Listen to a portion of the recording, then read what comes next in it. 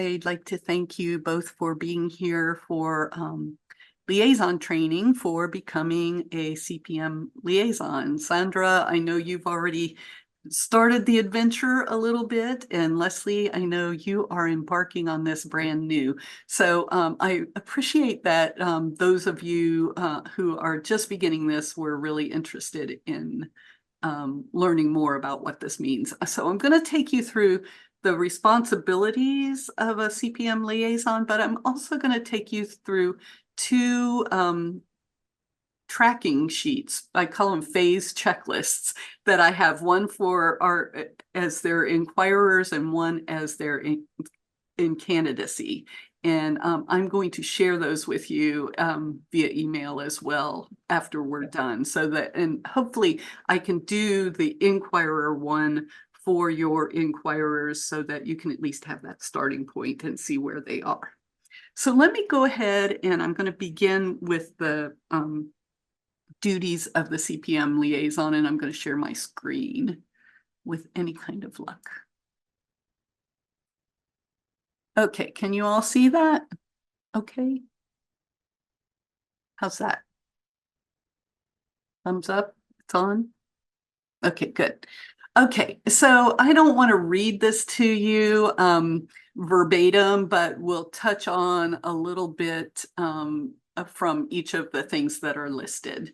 So the first thing they suggest is that you learn a little bit of the background of your inquirer. I think that goes without saying. The point is to try to get to know them, for them to get to know you, and for you to be in regular conversation with them. So the forms that you got, the form 1A through C, gives you a lot of information about them, but the first time you talk, or and I'm going to encourage you to either talk by phone or set up a time to visit face to face with your folks. Try to get to know them more as people, and a little bit about what they're doing for seminary and those kinds of things. Leslie, if I remember, you are doing Terry now. Is that correct? Yes. Okay. And we are planning to meet this coming Saturday. I will be driving to the land. Oh, perfect. That's wonderful. So that'll give you an opportunity to get to know her. And Sandra, I know you and Ken have already gotten that part started. You can see it says visit, phone, or write. And you will probably do a combination of those three things, and emails not in there, but that's also one of the things that you will become very used to doing on a monthly basis. So we are now, as you know, keeping the files on our shared Google Drive. If you are not able to access that, let me know.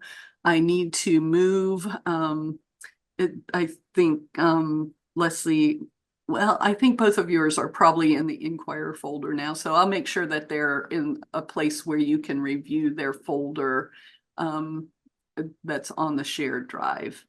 And if you want to maintain a copy for your own records, that's fine, but just know that you can always access that. You're talking about the folders of the inquirers? Correct. Okay, so they are now available, because I looked a while back in the beginning and I couldn't find them. Okay, so I will make sure that they have gotten moved over. I know I've been putting the pre-inquirers up, but we may have started sharing after Ken started, and Terry has been with us for a little while too. So I will make sure that they are both up for you so you can review that. Thank you. Okay, and I'll send you a link again just to so that you're able to have that handy. Thank you. Yeah, so letter D on this list talks about to open the file on your Inquirer. We will have that. They've already come in as inquirers, so we're going to have all the forms already in there. we should have their academic transcripts, and if I find that we don't, we will have to request that from them because they are supposed to provide us with academic transcripts. Their counseling center report that we get on each one before they are enrolled as inquirers will be in there. Because your folks are both, well, Leslie, we may already have Terry's CPE information. I will have to recall whether she has taken CPE yet or not. I'm feeling like she has. And then any correspondence that we might have related to them will be in there as well. And then it says also maintain the checklist. So the checklist I'm going to go over with you in just a few minutes. So the important piece in terms of the committee is that prior to the monthly meeting, if you can reach out to your person and find out from them if there are any concerns or questions that they might have, if they are feeling any financial needs, if there's anything like if they're coming up on, it says field study, we call it supervised ministry. If there's anything coming up where they will need to do supervised ministry, because we require 400 hours of that usually, we have to approve that. And so it needs to go to the committee before they actually sign up for a particular site. So, and that's on the checklist as well that I'll be showing you. So if they're interested in taking, say, at some point they want, I think, Leslie, that Terry may want to take the Bible content exam or something soon, because she's already been through a great deal of the process in the Methodist church. So she's already ahead of the game in some areas, but she's taking coursework in specific to Presbyterianism, but she may want to take that Bible content exam fairly soon. And Sandra, Ken may not be far off from being ready to take that as well, since he's in,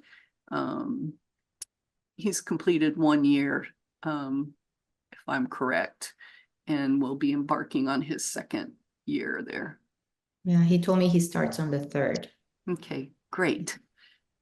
So those kinds of things are things that need to come back to the committee, just because the committee chair or myself as staff, we have to approve them to take. I think it's the committee chair actually who approves them to take the exams and stuff. And so we have to get authorization from the committee for them to begin taking their exams. We do that formally. It talks about contacting your inquirer or candidate's pastor. That's a great idea. I haven't usually lifted that up, but if you want to contact them and their session liaison, they're both identified on the forms as I recall, and it would be helpful just to be able to stay in touch with them too, because they may find out about something that you might not hear of. And so if you need help in getting information on who those people are, let me know and I will provide you the contact information. But yeah, that could be helpful for you as well. So we're jumping ahead down the stream a little bit here for both of you, because your folks need to serve at least a year as an inquirer. I think both of them probably are.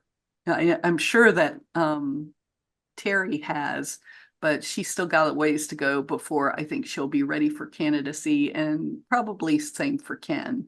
You know, I think maybe a little bit more time for him as well.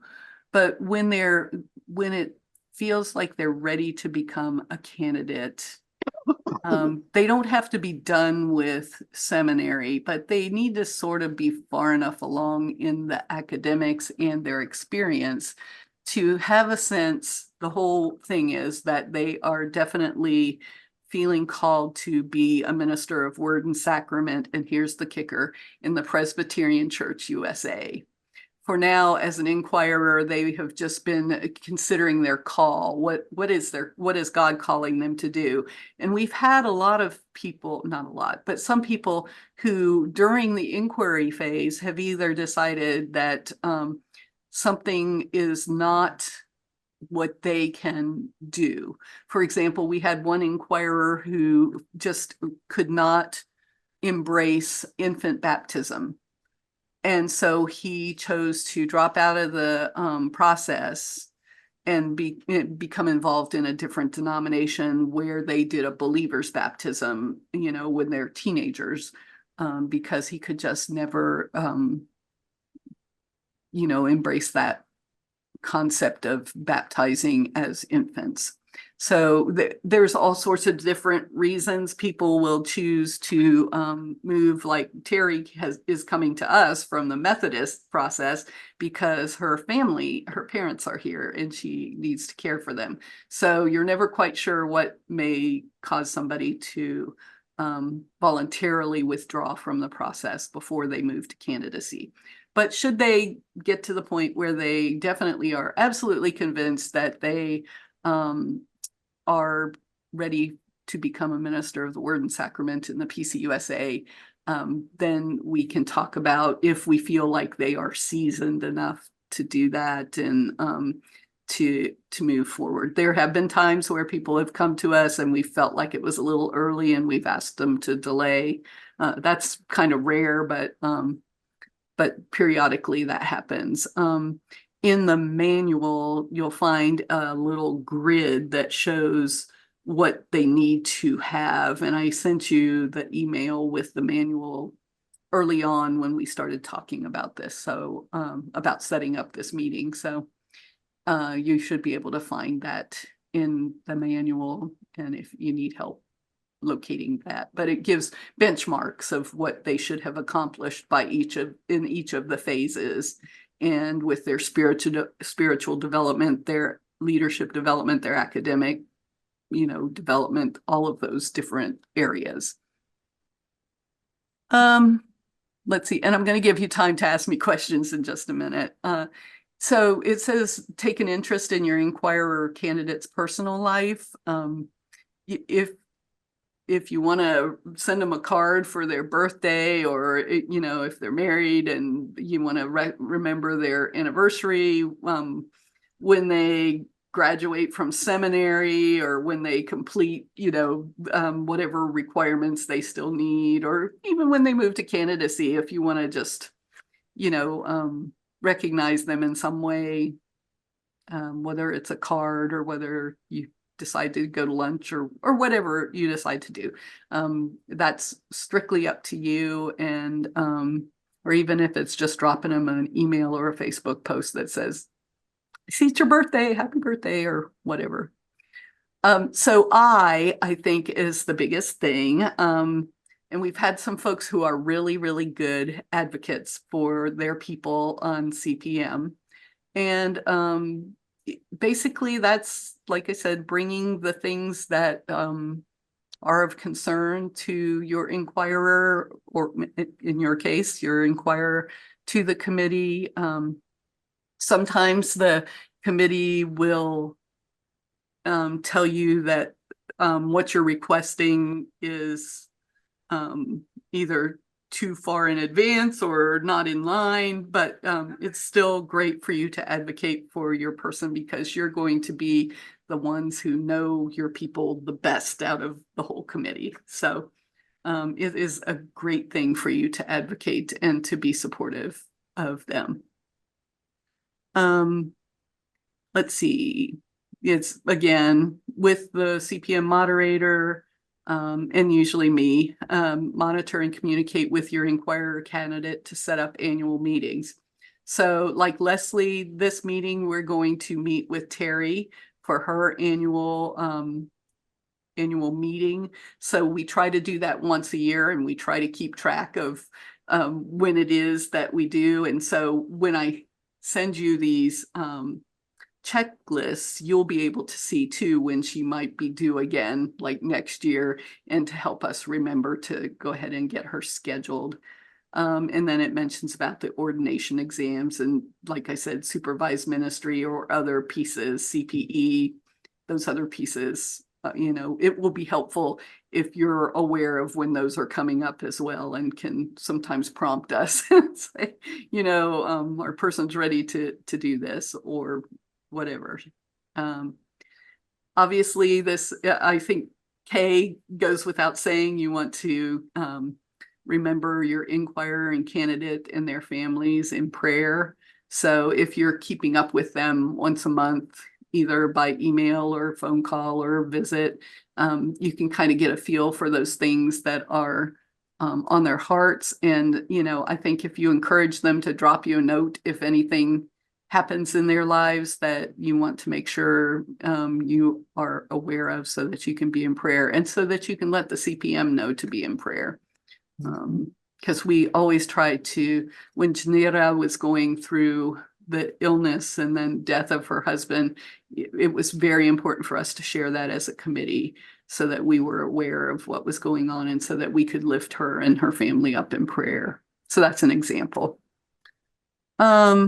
Of course, be present when your person comes before the committee. We love, if you can, to be in person here. So Leslie, I know that's going to probably be complicated for you now that school has started again, for when Terry's with us on Tuesday. Next Mhm. Tuesday, yeah. So we understand that if you're working and you can't make it, but when it's possible to do that, we have even talked about possibly changing the meeting time to enable it to not be during the school day, but we haven't brought that up to the whole committee yet to see how it falls with everyone. Let's see. And then the last thing is offer your congregations or your congratulations and blessing when your person receives a call and prepares to be ordained. I'm sure that that will be done without me having to tell you that on this form. I'm going to stop share for this for just a minute, and because I like to see you all. So those are pretty basic things. Do those seem pretty clear? Is there anything that doesn't really make sense, or that you, because then now I'm going to get you in the trenches and your brain is probably going to explode. But anyway, on the process itself, so you'll get a little bit of a feel of that. So far, everything is clear Okay. to me. Yeah, so basically, I guess if I were to sum it up, is you're the friend, their friend and advocate, as the part of the committee, and just knowing them as well as you can and sharing with us their needs or concerns is the important thing.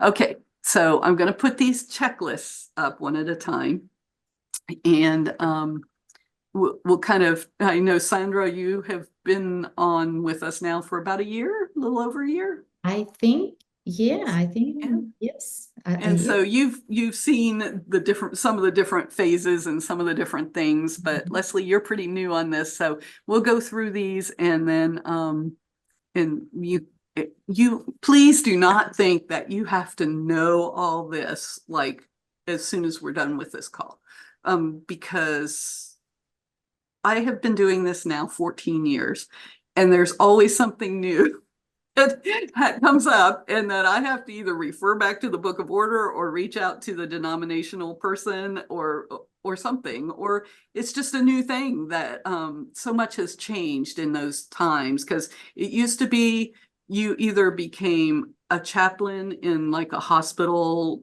or some sort of ministry like that, or you were a pastor in a church. And now there are so many different ways people are becoming ministers and serving in different ways. And we've had to really, travel some new roads that took a little bit of doing and open-mindedness and some adjustments. So please don't think that once we learn this, it's etched in stone because you never know when it might switch up. So let me share the screen for the inquirers. So like I said, I'm gonna try to do these if I don't have them already. I think I have tried to keep up with them for each person. So it tells you how long both the inquiry phase and the candidacy phase, according to the Book of Order, have to be at least 1 year. So the check mark goes here, and I put the date in as to when they were enrolled so that we can keep track. We find out what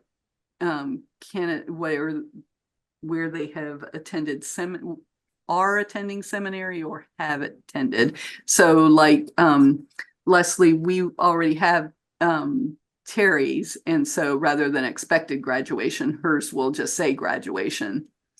But Ken's will have where he's going right now and when he expects to graduate. And then each year we have an annual consultation the committee does with the inquirers and candidates. So I just put the AC date, what date we met with them last. So we'll always have a running record of that. And then the action means, did we continue to enroll them as a, inquirer or candidate, whatever?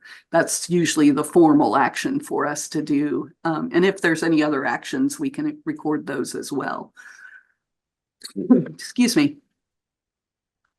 So during the annual consultations, we're also to put before them some goals that we think that they need to reach. We haven't necessarily been super great on doing that well.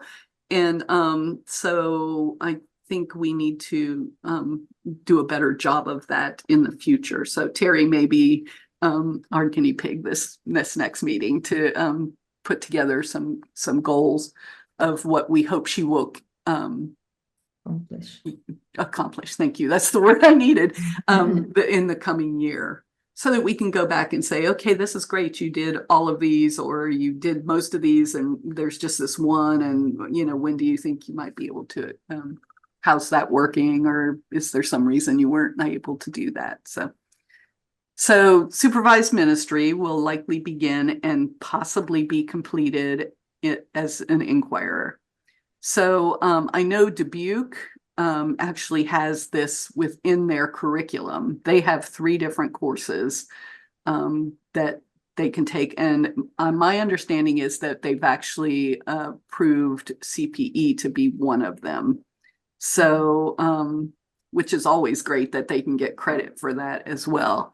But you'll see that the committee must approve the supervised ministry location and the covenant, because we have in the past liked to be sure that they have a wide range of experience. So if they come to us from a small church, a small little rural church or something, they get an experience where there might be multi-staff in a larger congregation.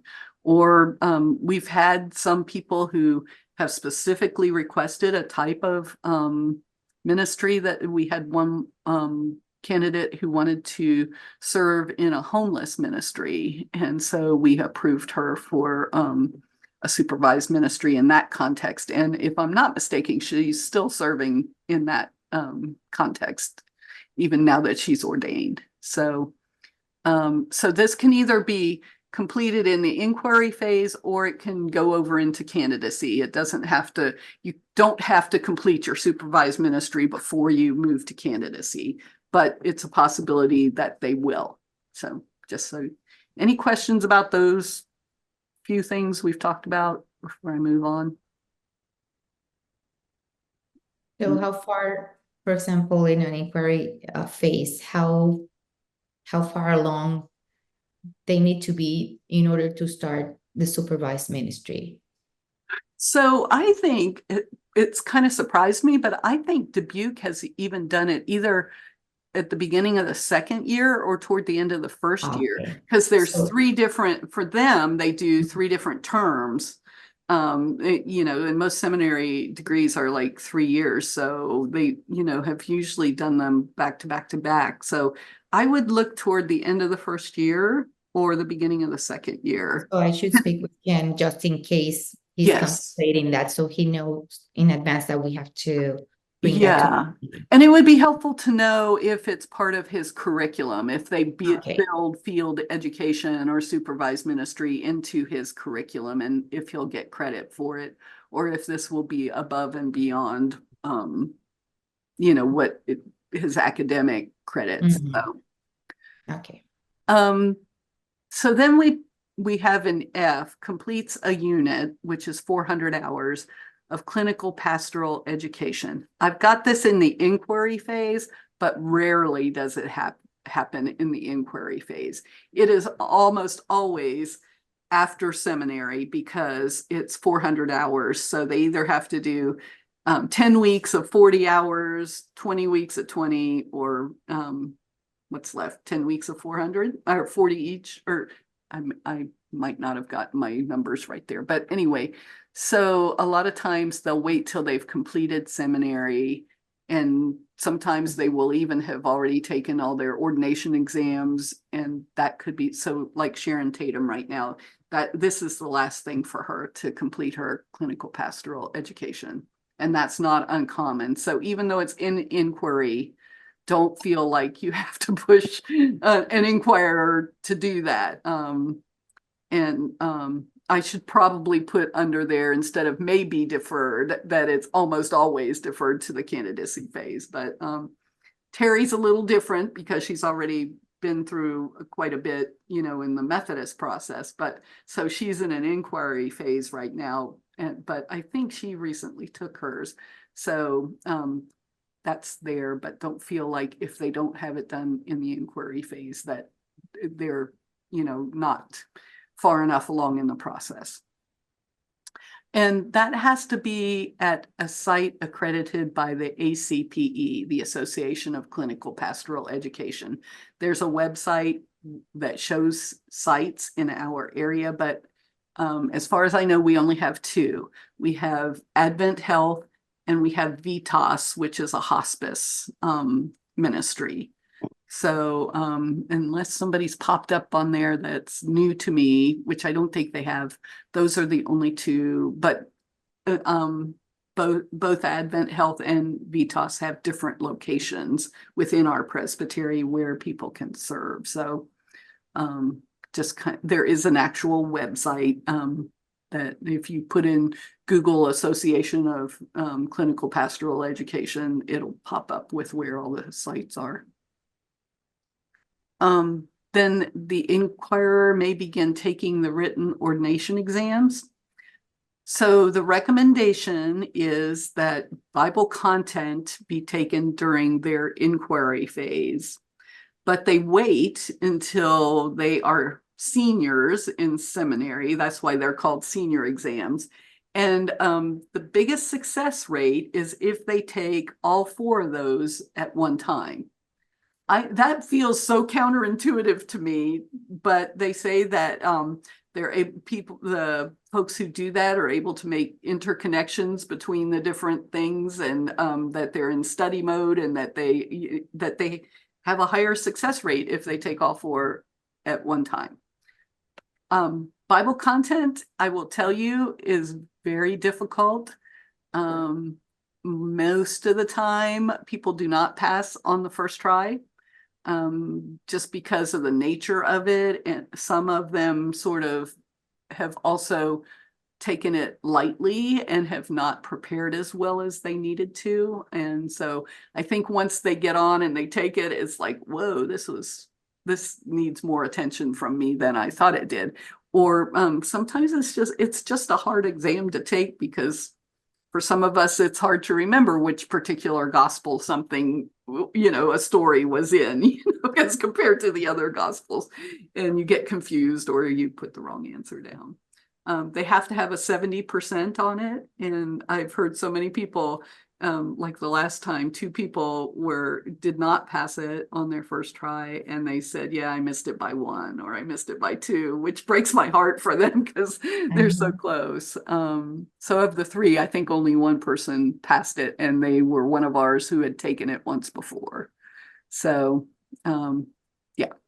Very challenging then. Yeah, so it's not uncommon for folks to not pass on the first try, though a number of our folks have had good success with them as well. So, so I would say just focus mainly on Bible content during the inquiry phase, and usually candidacy. They're probably finishing up seminary, and that's when they begin to do the other 4. And if they really don't want to take all 4 at once and they want to just focus on 2 at a time or something, that's okay too. They can do it the way they want to. But just so you know, that's what we've heard. The statistics show they do better if they do all 4. So when we get to the candidacy phase, this tells you that they need to do prepare 5A. Form 5A, and that's got a link into it actually. And the 5B is submitted, needs to be submitted to the session because their clerk has to do that as well. And then the inquirer has to submit the answers to the 6 questions posed in the statements for candidacy. The statements for candidacy are on the website. If you haven't been to the Called to Ministry website and the process for the teaching elders, I would recommend you go because it's by phase there as well. And it tells you step by step what to do. And it gives you links for everything. And it's got this document on so that people can download it. Whenever I know somebody is wanting to go to candidacy, I always share the document or the link so that they will have that available to them, and along with Form 5A and 5B. So anyway, there's that. Then the session reviews the forms and they also, I'm surprised I don't have this in there. They also need to do their statement, the statement of faith, which I think is part of the statements for candidacy. Then the session reviews the forms, and they meet first with the potential inquirer to decide if they're going to endorse them to the CPM for candidacy. And so I do not know of a session that has not done that. Even if they feel qualms about it, they will often go ahead and endorse them and leave it up to us as a CPM to decline to advance them. They just pass the hot potato to us. Yes, unfortunately, because it would be helpful if congregations would do that. But you know, they're kind of in an interesting position, and sometimes they're not feeling prepared to do that. So understandable. Yeah, and then once that's done, then you can see the inquirer contacts me or whoever is the CFP staff person to arrange to meet with the CPM, probably with the chair as well. And you as the as the liaison can help with that. And they submit to us that Form 5A and Form 5B all signed, and then their statements for candidacy. And then we need from them a faith journey narrative.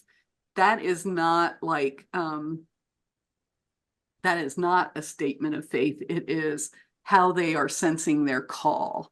Why are they in the process? Why do they feel ready to become a minister of word and sacrament? And what is it, you know, what are they sensing about their call? Do they have an idea of where they might be interested in serving and that kind of thing? And so they submit that to me. We get that out to the committee, and the CPM meets with the person, and then we decide if we're ready to enroll them as a candidate. Now, this is not the end, because even the inquirer, the CPM can endorse by providing just the information to the presbytery. But the candidate actually has to be enrolled by action of the whole presbytery. So you'll see the bottom one here on letter M. If the committee chooses to endorse, the person will appear at the next presbytery meeting. And then they're usually invited to share their faith story on their sense of call. The presbytery does not pose questions to them about Reformed faith or any of those kinds of things. Those kinds of questions are for when they are examined for a call, so that they would be examined on the floor of presbytery when they actually get their call to ministry. So it's mainly about, I grew up Exposing yeah, their story. yes, Their story. yes. And then the presbytery will vote whether to enroll the person under a candidate for care. We have a service with questions and we also usually they have their pastor or somebody special to them issue a charge and close with prayer. So that wraps up kind of the inquiry phase. Do y'all have any questions?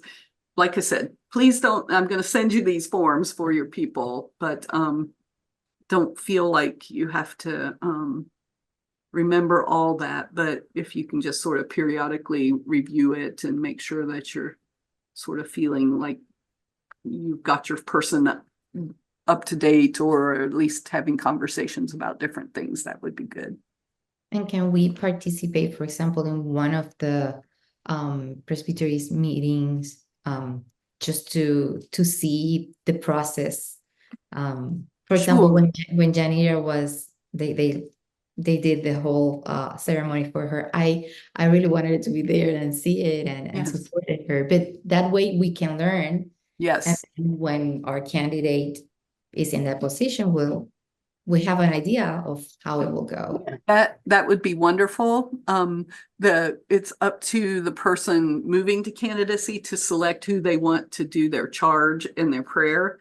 But it's quite wonderful to have their liaison there, and any members of the committee, because it is a great learning experience, but it's also a time of celebration with them. Yeah. So anybody from the committee that wants to be part of that, it's so I don't know who will be our next person to move to candidacy, but yeah, when we have that, nice everybody will know about it, and we're all gonna be invited.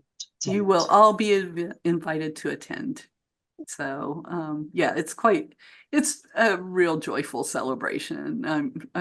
And sometimes I've seen tears even, just of joy of making that transition to the next phase. So it's quite an exciting time. It's a long journey.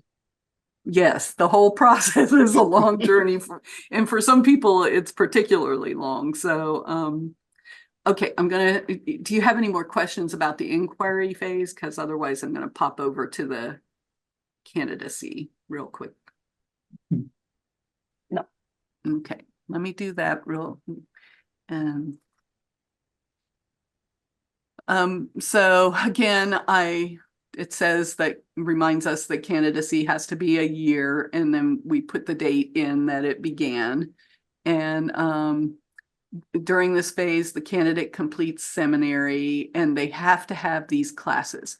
So what's happening to us, and one thing that we had to talk to Dubuque about for Renan, is he's not doing an MDiv. He's doing a Master of Arts in Ministry.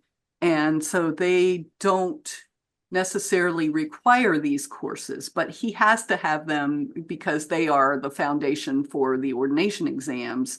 And so Reformed theology, worship, and polity.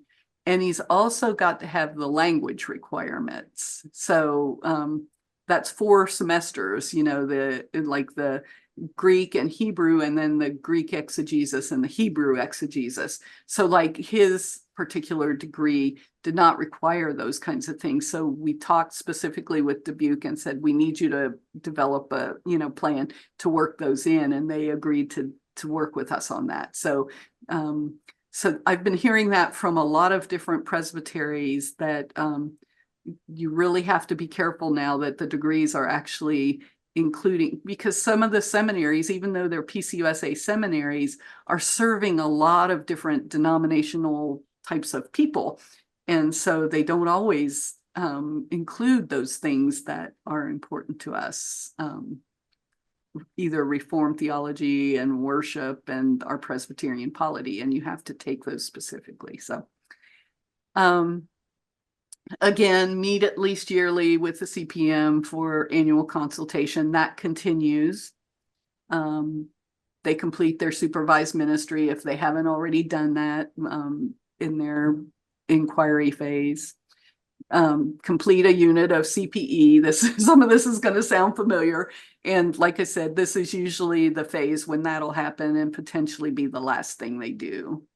And it's usually either that or they're trying to complete their ordination exam successfully. So those are usually the last two things. Then, and again, fulfilling the growth goals that we hopefully will begin to set a little more, a little better during annual consultations.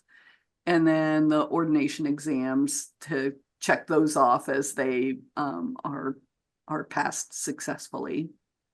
And we can keep account too of which ones were passed or which ones were not passed. And so we know, to kind of, we have Lori and Lori is the chair, we have access to their, what they call on this database, transcripts of their exams and how many times they've taken different things and what they've taken that's successful or not successful.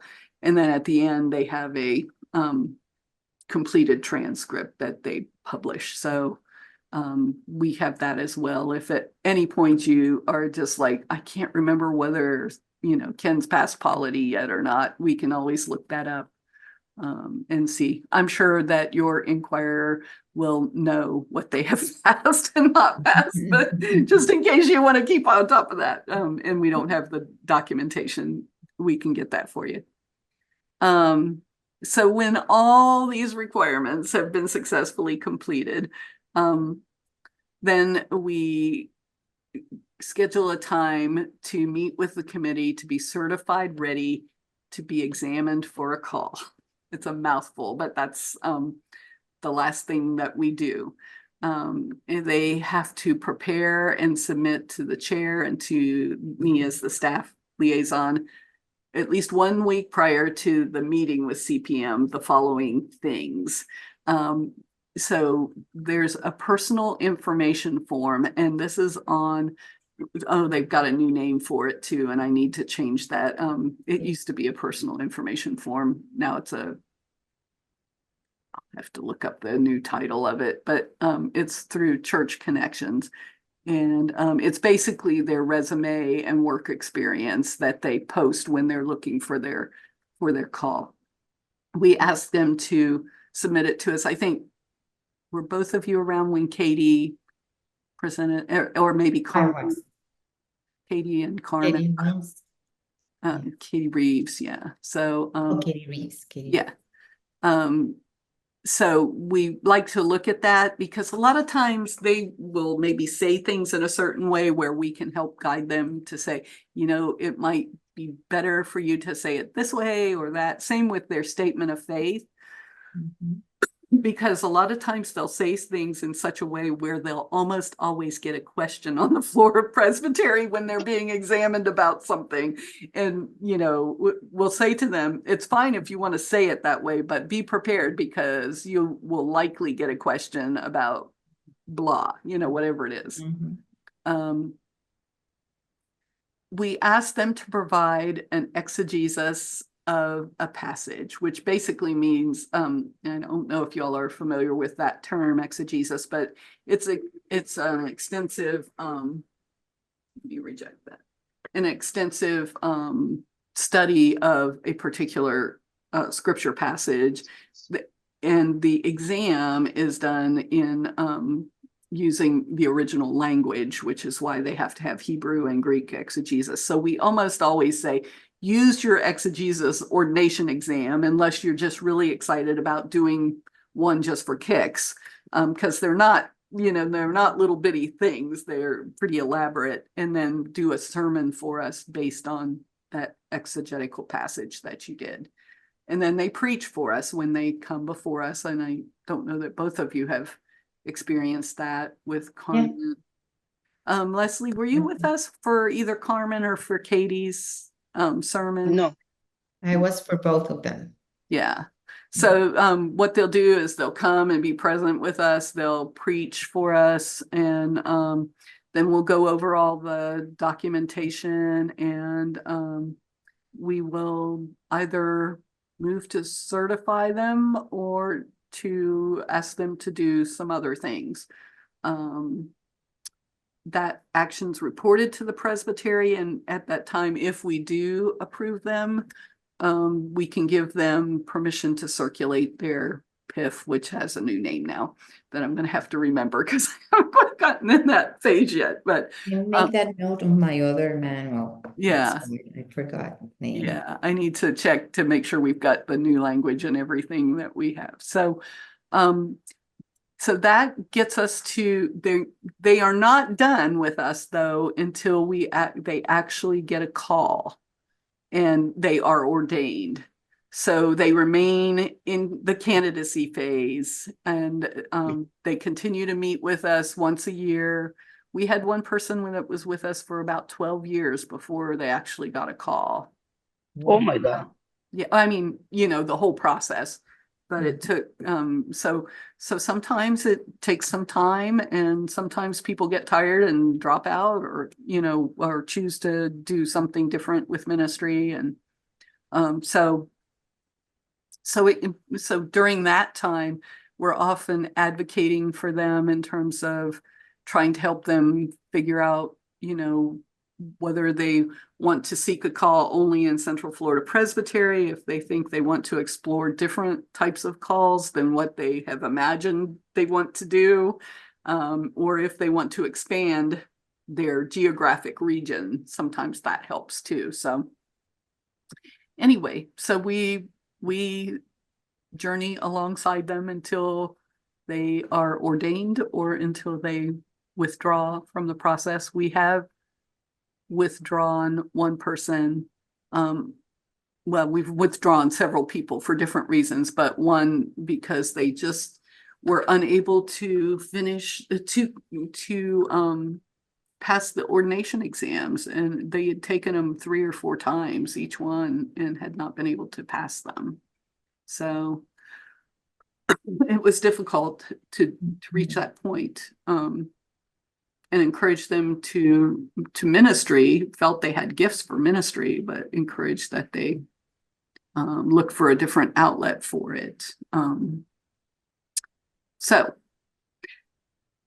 what do you think? Is your brain exploding? No, it's not difficult. It is easy. It's only that we need to get familiar with some of the terms and to obtain the information and keep in touch with the person. It's not really so difficult to do what I have to do as a support person for that inquiry. Yeah, I bet you have to do stuff like this all the time for your teaching, keeping all sorts of records and keeping track of processes and stuff. Well, so, and you too, Sandra, in your role at the church, I'm sure there's plenty of things you have to keep track of and keep moving on. So, like I said, it's just a matter, and like you just said, Leslie, it's just a matter of kind of getting familiar with the flow. And as you the terminology. Yeah. And if at any point we say something that you're like, what acronym are you using now? What does that stand for? Or what are you talking about? For me, who's been doing this for so long, sometimes things just flow out of my mouth that without thinking that there are a lot of people who, haven't done this before. So, or aren't familiar with the terms we're using. So if at any point, stop us at the meeting, because there are probably other people who aren't aware. So Anyway, and like I said, this, just because we've done this together doesn't mean this is the last time you can ever ask a question about the process, or if you hear something from your inquirer that you want to ask about or they want to ask about. I really try to encourage them to go through their liaison rather than coming straight to me. Usually I am in contact with them when I need forms or whatever, you know, those kinds of things, or whether I'm sharing like, okay, for your annual consultation, you can come in person, or, you know, here's the Zoom link kind of thing. But other than that, I love it first if they'll come through you all. But then if for whatever reason you have a question or it's something you're not familiar with and you need more help with it, you can come to me, and I'm happy to either come into the email conversation with you, or I can tell you and then you can share that. So whichever you prefer, I'm happy to do that. But I don't want them to think I'm the first person to come to. I want them to always think that you, as their liaison, is the first person. Okay. You will be our first person to contact. Yeah. I will be your first person with no when problem. we have all those questions. Yeah, I'm happy to be that person, or depending on who the next CPM chair is, that they may be the first person too. So a lot of times, you know, I like when Lori and I email people or get emails, we loop each other in just so we're both aware of what's going on. So yeah, but yeah, happy to share with you all, because it just takes a lot to learn. And I would encourage you to read the Book of Order G-2, where it talks about the preparation, and it's actually in the manual. The pieces that are specific to the preparation process are in the manual. Yeah. And it tells you what you have to have and what you really can't you know, just kind of overlook. There are some shall languages that mean that we have to do them. So Yeah. and if as you're looking through some of those things, you come across something that you're like, what does this even mean? And then I can try to explain if I know, or I can find answers for you if I don't. Thank you. Thank you. Thank you. Thank you. So is there anything else you feel like you need from us that I know sometimes saying that is like, well, I don't know what I need to know yet, or, you know, what I don't know yet. So, I get that, but I think that along the way, for example, in my case, now that I read some of the definitions and hear your explanations, then I recall, oh yes, that's what I experienced in that meeting when we met with this candidate or with the other candidate. That's that. Now I understand that's that part. yes. And I'm looking forward to that with my inquirer or candidate at that moment. So I think that along the way we will be experiencing all those moments, and we will understand better, you know, what that means. Yeah, and until you actually work with a person, you're catching these pieces of the Exactly. process Like totally randomly. And Yes. so yeah, it can sometimes be hard to understand how they fit together.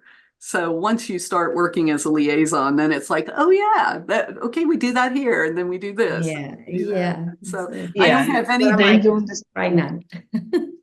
Go ahead, Leslie. What were you going to say? No, that happens to me too, that I'm sitting in the meeting and I go, why this, why that? But now everything is making sense. Yeah, we probably should have done this for you like from the start. So I apologize from that, but I'm glad that you all are willing to be liaisons, and that's going to be a note to self when new people on board. They need to go through some of this with them to begin with.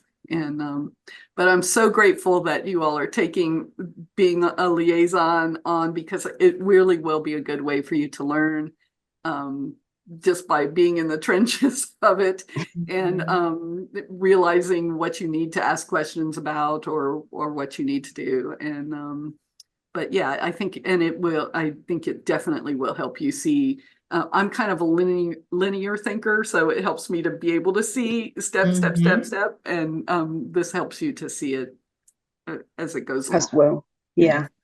Yeah. Well, thank you for taking the time out to do this, and And thank you No, to you too for showing us the way. happy to do it. yeah. Yeah. So Thank you. Thank you. if there are no more questions, I'm going to close us with prayer. Would that be okay?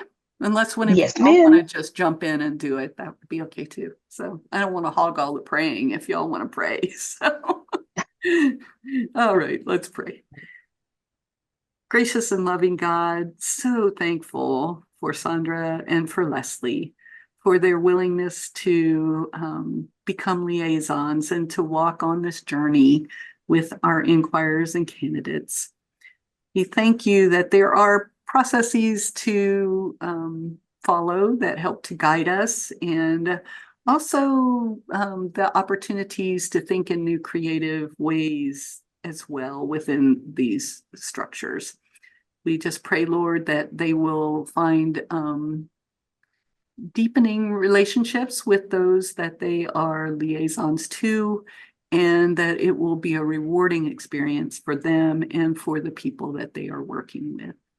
And we ask all this in your name, Lord, the ultimate shepherd. Let you be a model for us all. We ask this in your name. Amen.